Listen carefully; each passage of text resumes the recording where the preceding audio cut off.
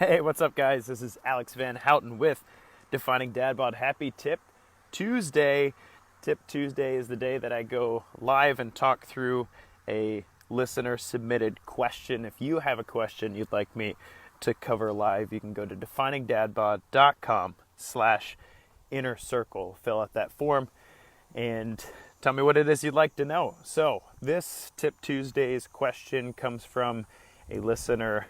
I want to say he's in Ohio, but I could be wrong. Sorry if I got that wrong, brother. He asked me, Alex, can you share with us what you do every single day so that it can help me inform my program a little bit better? I thought this was a cool question, but it also is a difficult question because one of the things that I've learned by coaching people for, it's coming up on 14 years this month, so by coaching people for 14 years is a good trainer doesn't try to shove his program on everybody else for a couple of reasons. One, my genes aren't your genes. Two, by that I mean certain things might affect me differently than they affect you.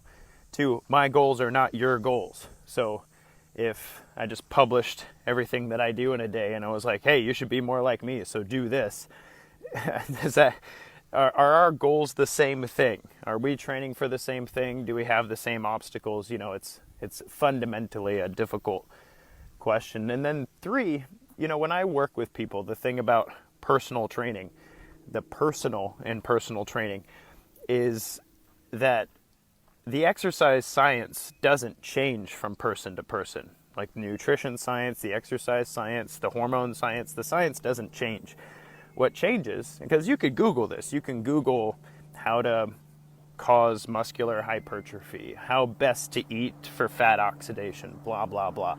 The nutrition science, exercise science, hormone science, those things don't change. What changes and why there's a personal and personal training is because my job is to make this personal to you and your life and your body and your goals. And so there's quite a bit of art and science to that. But the listener asked, what do I do every day and would, you know, to think about how that might help. So I'll talk about that in a second. But one of the things that I wanted to cover before I talked about it was the idea that there's a difference between an untrained individual and a trained individual. And so if you want to look a little bit more into this, there's a ridiculous amount of research studies out there, but none of them are doing a really good job right now. I've looked through some meta-analysis to see if I could refer you to something.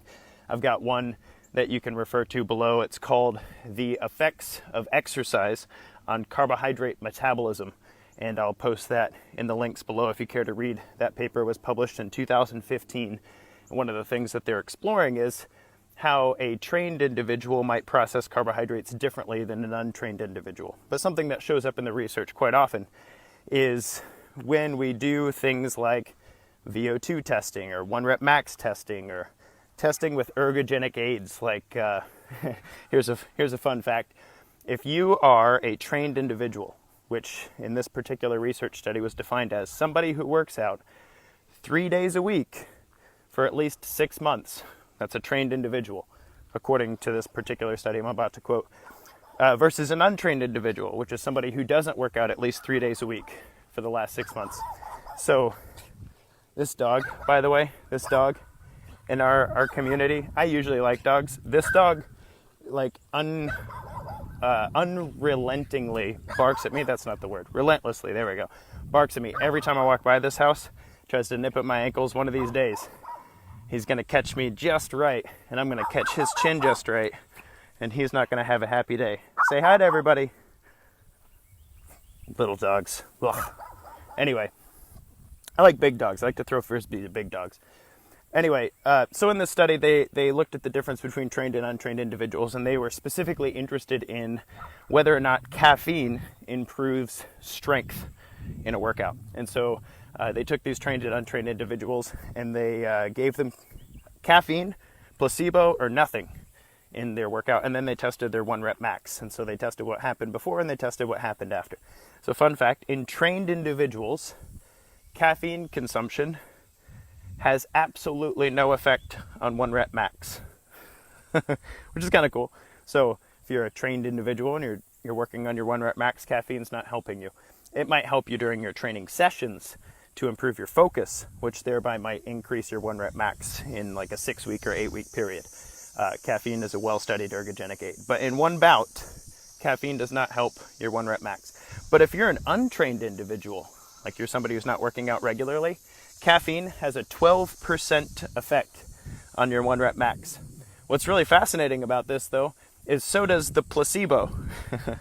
So whether it's caffeine or a placebo or, what was it, Space Jam? Does anybody else like Space Jam? Mike's Special Sauce or something. Bugs Bunny sticks that on a water bottle and everybody thinks it does a big... So in untrained individuals, there's a placebo effect for 1 rep max when it comes to caffeine as an ergogenic aid. Anyway, that's a fun difference. Another difference between trained and untrained individuals that we know about, which isn't going to help you, so get excited, is that in trained individuals, rectal temperature increases significantly higher than in untrained individuals in a exercise bout. I'm like looking at this stuff, I'm like, really? That somebody decided that's what they were going to do their PhD on? I'm really not even sure why. I'm not sure why the study even progressed. I didn't read the introduction. I just read the conclusion and abstract there. So there you go. There's a difference between trained and untrained individuals. Rewinding though and coming back to the original question.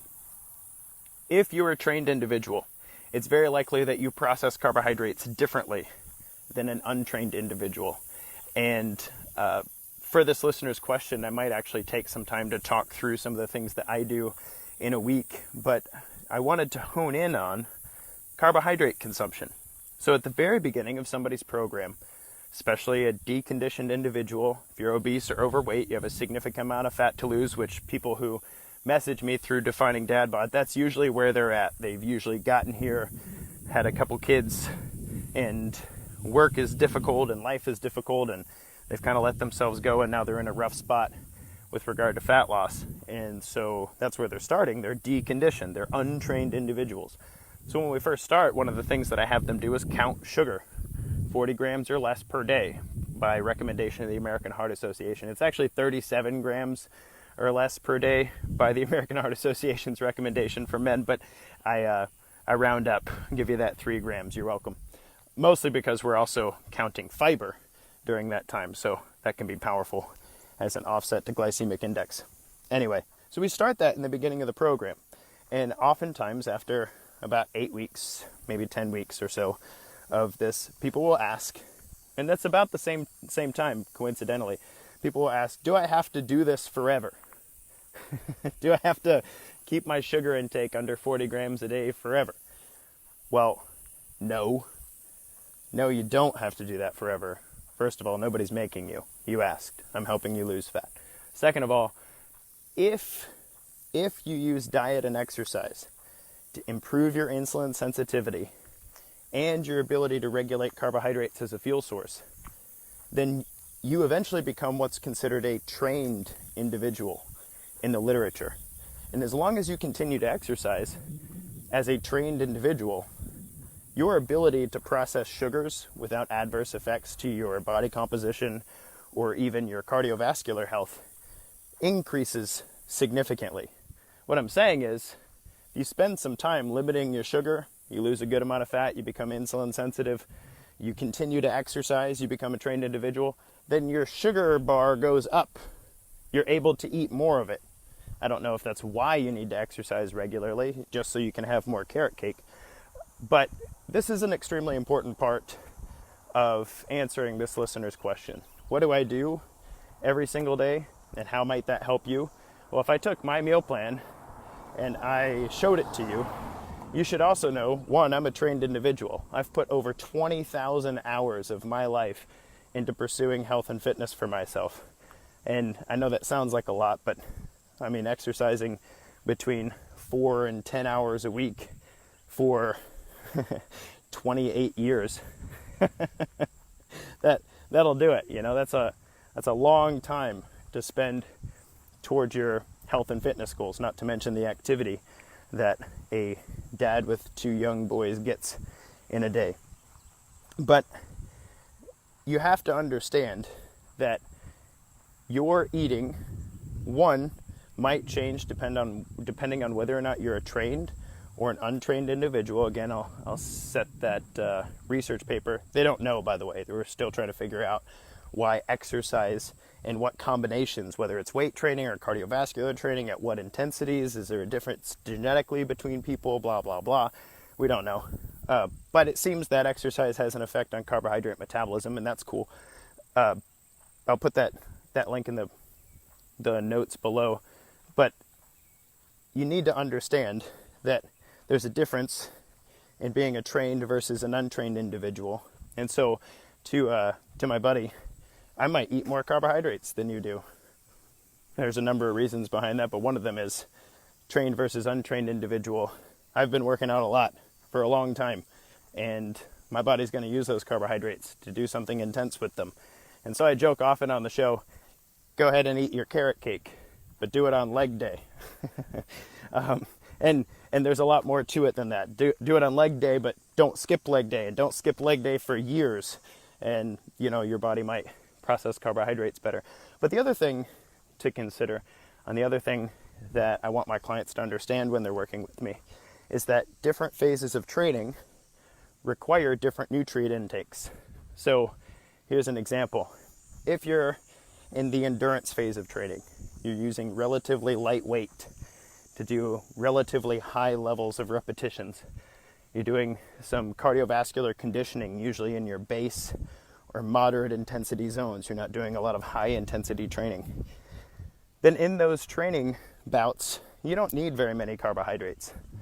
You are teaching your body how to use oxygen to burn fat as a fuel source. You're promoting beta oxidation. So your percentage of fat consumption during those earlier phases of training is quite a bit higher compared to later phases of training, where you're using heavier weight, less repetitions, much more intense bouts, perhaps longer durations of exercise bouts. And carbohydrates are required then, because carbohydrates are the primary source for anaerobic metabolism in those high intensity bouts.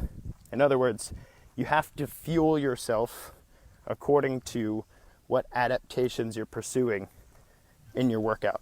And so in layman's terms, you might eat more fat and less carbohydrates in the stability or muscular endurance phase of training. We consider those conditioning phases or recovery phases. But in later phases of training, when you're doing like race pace training, tempo training, hypertrophy, strength, power, agility, those kind of things, then your carbohydrate percentage might go up and your fat percentage might go down, given what you're consuming in a day, because we want to fuel your muscles accordingly. And we're insulin sensitive enough in those phases of training, and we're trained enough that we'll actually use those things appropriately rather than storing them as fat or being inactive while we're attempting to consume those. So to this listener's question, short answer: what do I do in a day? It's not going to help you unless you're a trained individual, because I'm a trained individual. I hope that you'll also pursue being a trained individual. And one of the things that I do that might be different from most people that I train, at least in the initial phases of their training, is I'm consuming somewhere between 50 and 65% of my calories from carbohydrates on a regular basis. I'm also not skipping leg day, and I also spend a very large percentage of my year in hypertrophy, strength, and power training, whereas I spend a small percentage, maybe 10 to 20% of my year, somewhere in there, about 8 to 16 weeks, depending on how injured I am or not. That is thanks to Ehlers-Danlos. I spend about 8 to 16 weeks a year in the lower phases of training. During those lower phases of training, I'm not consuming as many carbohydrates as I am in the higher phases of training. But the large percentage of my training time in a year is spent in the higher intensity phases of training: strength, hypertrophy, power, agility, and sports-specific training for Ninja Warrior. Yeah. So that would be the first thing worth talking about there. I think I'll continue to revisit this listener's question because there are plenty of things that I don't mind sharing about what I do on a daily basis. But I think it's important that we're working toward our own personal goals and we're working to understand how to make the science work best for us in our personal way of life, with the obstacles we have to handle, with the genes that we've been blessed with or cursed with. You can see it as one of two ways, I'm sure. And also with the vision of the future that we're working toward. So I hope that helps. I hope that if you have some training goals specific to body composition or athleticism, that you'll spend a decent amount of time looking at your year, periodizing it well, and earning your carbohydrates. So if this has been helpful, let me know. If this generates some more questions for you, let me know. That way we can expound on this listener's question. This has been Alex Van Houten with Defining Dad Bod on Tip Tuesday. I hope this has been helpful. Until next time, guys, kick butt, take names.